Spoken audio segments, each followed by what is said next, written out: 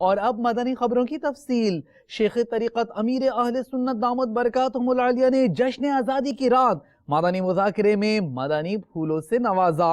آپ کے خوشبودار مدنی پھولوں کے کچھ عرقیات پیش خدمت۔ خوشی کا جو تعلق ہمارے یہاں جوڑا ہوا ہے وہ گانا، موسیقی، بے پردگی، یہ دو تین چیزیں ایسا لگتا ہے خوشیوں کے ساتھ اٹیچ کر دی گئی ہیں، ملا دی گئی ہیں کہ جب خوشی کا موقع ہوگا نا تو یہ کیا خوشی ہے، کیا ہے گانا، مطلب خوشی میں اگر گانا بجانا ہو تو پھر آدمی الٹی سیدھی باتیں کرتا ہے، کیا موت میت میں جمع ہوئے ہو۔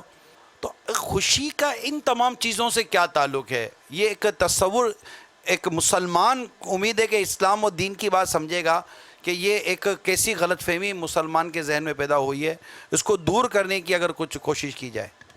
خوشی حاصل ہونے پر سنت تو یہ ہے کہ سجدہ شکر ادا کرے۔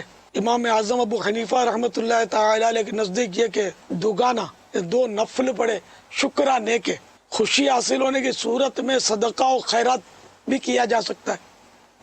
اللہ کی راہ میں جب خوشی حاصل ہو تو اللہ کی راہ میں کچھ خیرات کرے، ٹھیک ہے۔ اپنے مسلمان بھائیوں کی دعوت بھی کر سکتا ہے خوشی میں جائز طریقے پر، اور رضا الہی کے لیے کوئی اچھی چیزیں تقسیم بھی کر سکتا ہے۔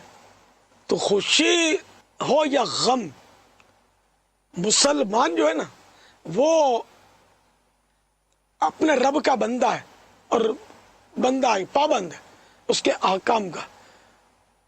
اس سے ایسی آزادی حاصل نہیں ہے کہ وہ مطلب جو چاہے کرے، نہ ایسی آزادی حاصل ہے نہ حاصل ہو سکتی ہے کبھی۔